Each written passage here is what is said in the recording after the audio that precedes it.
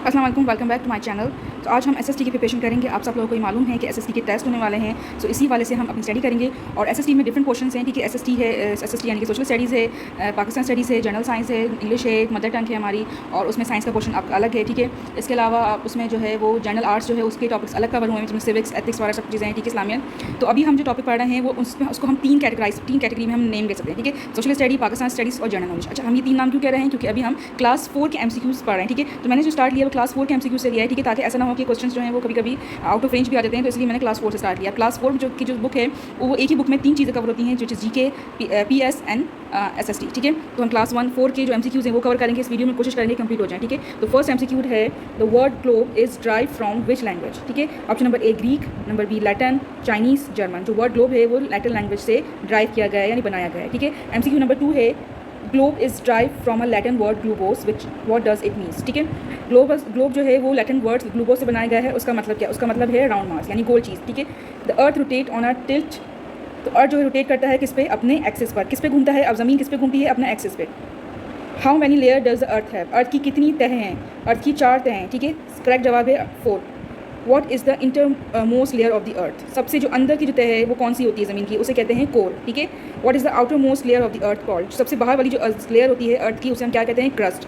Dash is a flat, वो क्या चीज़ है जो फ्लैट है यानी कि चपटी है। अब चपटी क्या होती है? यानी कि 2 डायमेंशन है, 2D है यानी कि लेंथ और ब्रेथ। और वो क्या चीज़ ज़ाहिर कर रही है? Projection of earth surface, earth surface को ज़ाहिर कर रही है। तो वो जो चीज़ क्या है? मैप, उसे कहते हैं हम मैप, ठीक है। जो अर्थ सरफेस बता रही है, अर्थ कैसा है वो बता रही है, तो वो मैप है।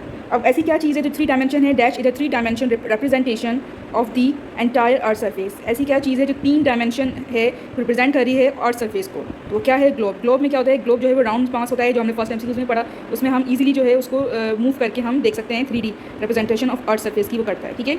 MCQs number 9, what which one is not an element of a map, इनमें से कौन सी चीज़ जो है वो एलिमेंट नहीं है, मैप का हिस्सा नहीं है? वो क्या है? टाइटल, ठीक है। कंपास भी मैप का हिस्सा होता है, लेजेंड भी मैप का हिस्सा होता है, फीचर भी हिस्सा होता है, लेकिन क्या चीज़ नहीं है? Title. Which element of a map show the symbol use on the map, कौन सी चीज़ ऐसी है मैप में जो शो करती है सिंबल, निशानात, ठीक है, जो यूज़ होते हैं मैप में? वो क्या होता है? Legend. Signs use to show, special signs to show direction are called, कौन से ऐसे खास निशानात हैं शाइन जो शो कर रहे हैं डायरेक्शन, वो क्या होता है? उसे हम कहते हैं कंपास रोज, ठीक है, उसे हम कंपास रोज कहते हैं। अप मीन्स का मतलब क्या है? Towards the earth, away from the earth, ये सेंटर ऑफ द अर्थ, ठीक है। अप मीन्स क्या मतलब है? अवे फ्रॉम द अर्थ, यानी कि जब हम मैप को रीड कर रहे हों तो अगर हमें कोई कहे कि अप मीन्स क्या है, तो क्या है? अवे फ्रॉम द अर्थ, यानी कि अर्थ से दूर, ठीक है।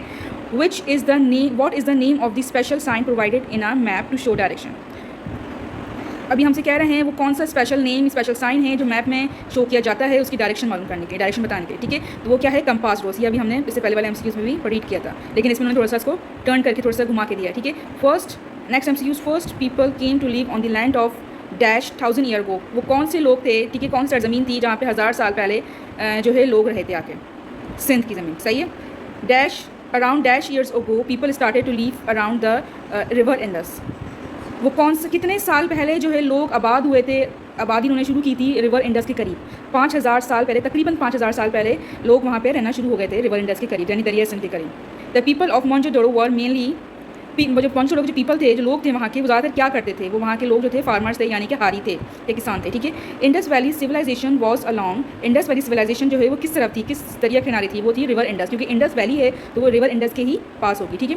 North Pole most of the time is cover in, जो नॉर्थ पोल है हमारा वो ज़्यादातर स्नो में कवर होता है, ठीक है, यानी वहाँ पे बर्फ़ ज़्यादा होती है, ठीक है। South Pole is located on, South Pole जो है वो किस तरफ है? लोकेटेड ऑन कहाँ है? एंटार्क्टिका में। ग्लोब मीन्स, अब ग्लोब ये फर्स्ट वाला एमसीक्यू है, ग्लोब का मतलब क्या है? राउंड मास ऑफ स्फीयर, यानी कि गोल चीज़। देयर आर डैश कॉन्टिनेंट, अब हमसे पूछ रहे हैं कितने कॉन्टिनेंट हैं? 7 कॉन्टिनेंट्स, ठीक है। कितने बर आज़म हैं? 7 बर आज़म हैं पूरी दुनिया में। देयर आर डैश ओशंस, कितने टोटल दुनिया में ओशंस हैं? 5 ओशंस हैं, ठीक है। पैसिफिक इज़, अब वो पूछ रहे हैं पैसिफिक क्या है? पैसिफिक एक ओशन है, ठीक है, और पैसिफिक सबसे बड़ा ओशन है।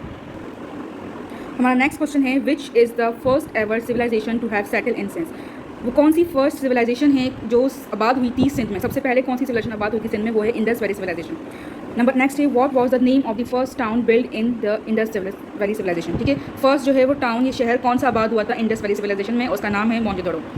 Dash civilization become the second to settle in Sindh, सबसे दूसरे नंबर पर जो आबाद हुई थी सिंध में वो है आर्यन सिविलाइजेशन, ठीक है। Aryan civilization were divided into caste, वो आर्यन सिविलाइजेशन जो आर्यन जो थे वो किस पे डिवाइडेड थे? तकसीम हुए थे कास्ट की बेस पर डिवाइड हुए हुए थे। In the caste system there were 4 caste, Aryan system में 4 किस्म की कास्ट थी, ठीक है। Number 29 MCQs, low jobs were only done by, जो सबसे कम जो थी जो जॉब्स थी वो कौन से लोग करते थे? सुदार्स के लोग करते थे। सही है। Number 30, which was the first Muslim commander to conquer Sindh in 1712 AD, वो कौन सा मुस्लिम कमांडर था जिसने सिंध को फतह किया 712 AD में?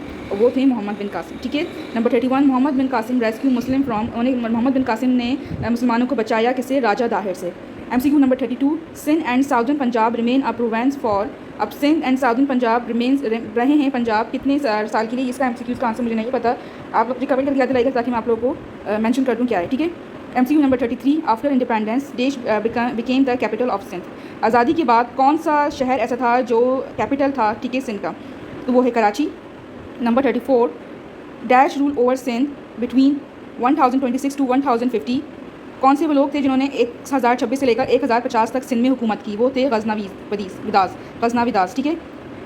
इन 1591 मुग़ल एम्प्रॉर डैश कॉन्क्योर सिंध, ठीक है, 1951 में जो मुग़ल बादशाह था उसने सिंध को फतह किया, ये सिंध हुकूमत की, वो था मुग़ल बादशाह Akbar. MCQ number 36, the British here in the beginning came to Sindh to, यहाँ सबसे पहले जो ब्रिटिश जो आए थे यहाँ पे सिंध में वो किस वजह से आए थे? ट्रेड करने के लिए, तिजारत करने के लिए आए थे। MCQ number 37, in 1839 the British look over the control of Karachi from Kalhoras, ठीक है। इन 1829 में द ब्रिटिश जो कंट्रोल लिया था कराची से, किससे लिया था? कलहोरोस से लिया था। 38 MCQ, सेंसस मीन्स, सेंसस का क्या मतलब है? सेंसस का मतलब है कि काउंट करना है, counting all the people living in area, एक एरिया में कितने लोग रह रहे हैं उनको काउंट करना, उसका क्या मतलब है? उसे हम कहते हैं सेंसस। ठीक है। MCQ number 39, government use census to, government census क्यों यूज़ करती है ये वाली पॉलिसी? ताकि वो मेक फ्यूचर प्लान्स, ताकि वो जो मुस्तकबिल के जो प्लान्स हैं आबादी के लिहाज से वो बना सकें। Option number A correct answer है। MCQ number 14, today the total population of Sindh is, Sindh की इस वक्त मौजूदा जो पॉपुलेशन है वो 45 मिलियन है। 41 MCQs, population distribution means, population distribution किस तरह होती है? Number of people living in area पर स्क्वायर किलोमीटर, यानी कितने लोग रह रहे हैं एक स्क्वायर किलोमीटर के एरिया में, उस हिसाब से हम पॉपुलेशन डिस्ट्रीब्यूट करते हैं। ठीक है। MCQ number 42, what is the large number of people living in an area of 1 square kilometre term as, ठीक है। लार्ज नंबर ऑफ एरिया रह रहे हैं एक किसी एरिया में 1 स्क्वायर किलोमीटर को, उस टर्म का क्या मतलब है? यानी कि डेंसली और थिकली पॉपुलेटेड। ठीक है। MCQ number 43, what is a few people living in an area of 1 square kilometre term as, अगर जो लोग कुछ लोग रह रहे हैं स्क्वायर किलोमीटर के एरिया से तो हम क्या कहेंगे? स्पार्सली और thinly populated. MCQ number 44, what is the term use when a large population migrated from rural area to urban area, यानी उस टर्म को हम क्या कहेंगे कि जब बहुत ज़्यादा बड़ी तादाद में लोग हिजरत करके रूरल एरिया से अर्बन एरिया में ट्रांसफर हो, उसे हम कहते हैं urbanization. MCQ number 45, low literacy rate leads to, low literacy यानी कम तालीम याफ्ता जो हमारा जो अब है रेट आ रहा है वो उससे क्या होगा कि हाई पॉपुलेशन रेट है, यानी कि आबादी बढ़ रही है इसलिए हमारी जो लिटरेसी है वो रेट कम हो रहा है। ठीक है। 46, highest population growth leads to, highest growth जो पॉपुलेशन है वो क्या करती है? डिक्रीजिंग हेल्थ फैसिलिटीज़, जितनी ज़्यादा आबादी होगी उतनी ज़्यादा हेल्थ के इशू ज़्यादा बढ़ जाएंगे। ठीक है। हेल्थ की जो फैसिलिटीज़ है वो कम हो जाएंगी, यानी कि हॉस्पिटल्स अगर कम हो जाएंगे और लोग ज़्यादा हो जाएंगे। MCQ number 47, push factors are, push factor का क्या मतलब है? इसका मतलब है कि हम लोगों को फोर्स करें कि वो एक एरिया से दूसरे एरिया में मूव हो जाएं, चले जाएं, ठीक है, यहाँ वहाँ रहना शुरू कर दें। MCQ number 48, opportunities for an employment is a pull factor, ठीक है। अपॉर्चुनिटीज़ जो मिलती हैं एम्प्लॉयमेंट की वो क्या है? एक पुल फैक्टर है। 14, यानी एम्प्लॉयमेंट की वजह से लोग क्या होते हैं? वो दूसरी जगह ट्रांसफर होते हैं या वो अट्रैक्ट होते हैं वहाँ पे। MCQ number 49, a land that is flat and low is known as, जो चीज़ जो ज़मीन जो फ्लैट हो एंड लो हो उसको हम कहते हैं planes.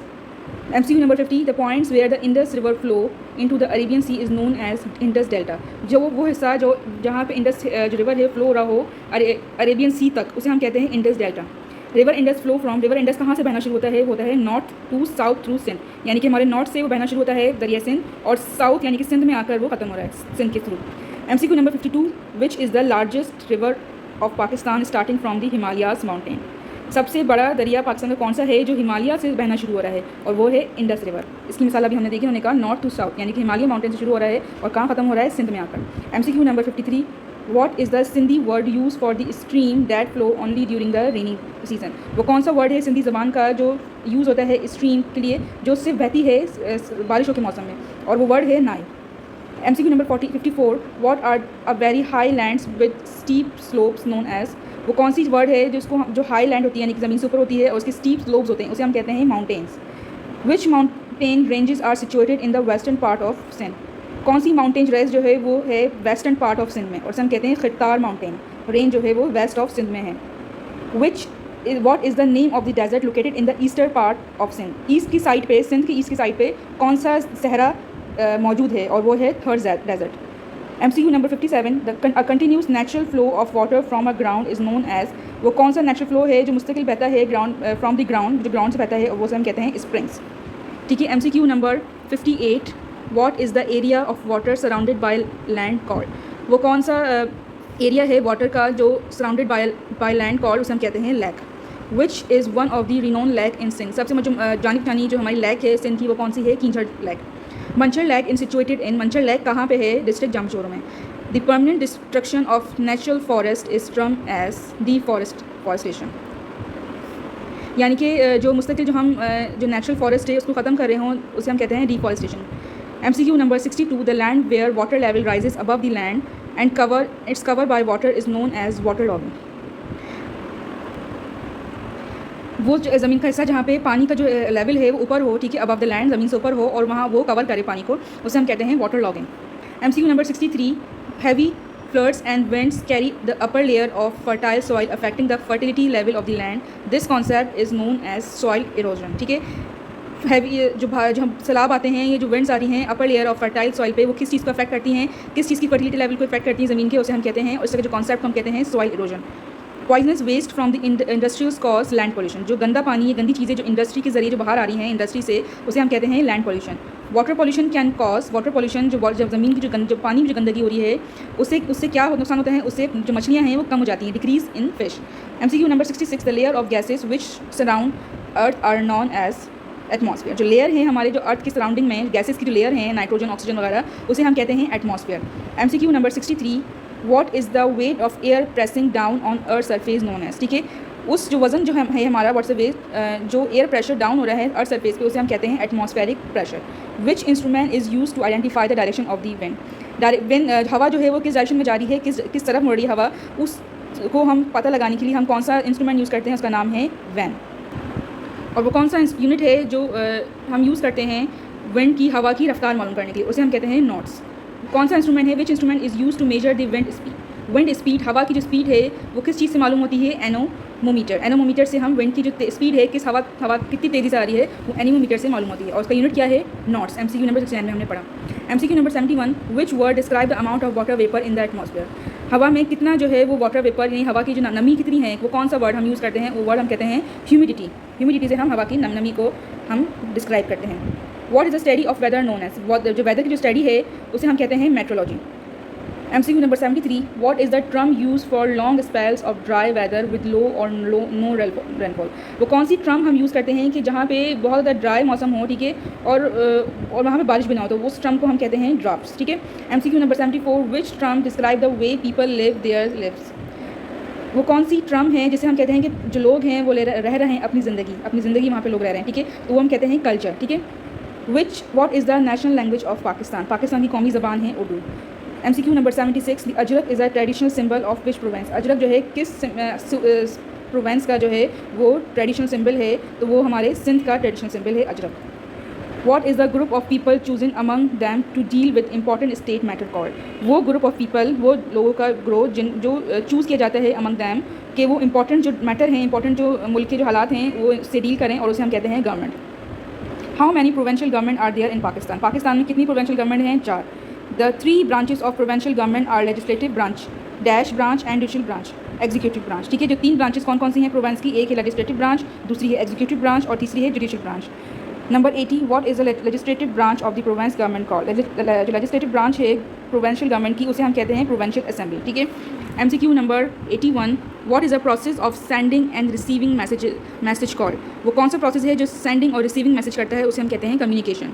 What are the ways through which we communicate known as, ठीक है, वो कौन सा जो है वेज है जिसके ज़रिए हम कम्युनिकेट करते हैं, वो हम क्या कहते हैं, known as mean of communication. MCQ number 83, what are the things which can be bought but not touch known as, वो कौन सी चीज़ है जो हम लेते हैं मगर उसको टच नहीं कर सकते, वो क्या चीज़ होती है, सर्विसेज। ठीक है, सहूलियात। व्हाट आर पीपल और firms that use resources to make goods and services known as, वो कौन से लोग हैं या कौन सी फर्म्स हैं जो यूज़ करती हैं रिसोर्सेज को कोई बनाने के लिए कोई चीज़ें और सर्विसेज के लिए, उसको हम कहते हैं प्रोड्यूसर्स। ठीक है। What are the people or firm that buy the goods and services and sell them, वो कौन सी लोग हैं जो वो चीज़ें ख़रीदते हैं और बेच देते हैं, उसे हम कहते हैं consumer. Which are the 2 famous sports play in Sindh. Sindh के जो 2 मशहूर फेमस खेल कौन से हैं जो सिंध में खेले जाते हैं, वो हैं मलाकड़ो और kabaddi. Which is the famous day celebrated in Sindh also known as unity day. Pakistan में सिंध के सूबा सिंध में कौन सा एक यूनिटी डे मनाया जाता है और वो बहुत मशहूर है, और वो है एकता डे। वैन वॉज हज़रत सच्चल सरमस बॉर्न इन खैरपुर। सच्चल सरमस जो है खैरपुर में कब पैदा हुए? 1739 में। MCQ number 89, who is known as शेर हफ्त ज़बान पोइट ऑफ 7 लैंग्वेज। यानी वो कौन से जो है वो शायर थे जिनको 7 ज़बानें को हम शायर कहते हैं, और वो हैं सच्चल सरमस, और उन्हें हम शेर हफ्त ज़बान भी कहते हैं। ठीक है। Who is the person who is legally recognise resident of a particular country known as. वो कौन से लोग हैं जिसे हम कहते हैं भाई हाँ ये कानूनी तौर पर रेजिडेंस है किसी भी मुल्क का, उसे हम कहते हैं सिटीज़न। हमारा लास्ट है 91 एंटार्क्टिका। एंटार्क्टिका क्या है? एक कॉन्टिनेंट है। बाकी हमारी बच्चे 5th क्लास की, तो 5th क्लास की हम कर लेंगे MCQ। मुझे उम्मीद है आपको समझ आई होगी। अगर आपको कोई चीज़ समझ नहीं आ रही है, आपको एडवाइस देना चाहते हैं, तो प्लीज़ कमेंट सेक्शन में ज़रूर बताइएगा। मिलते हैं अगली वीडियो में। अल्लाह हाफ़िज़।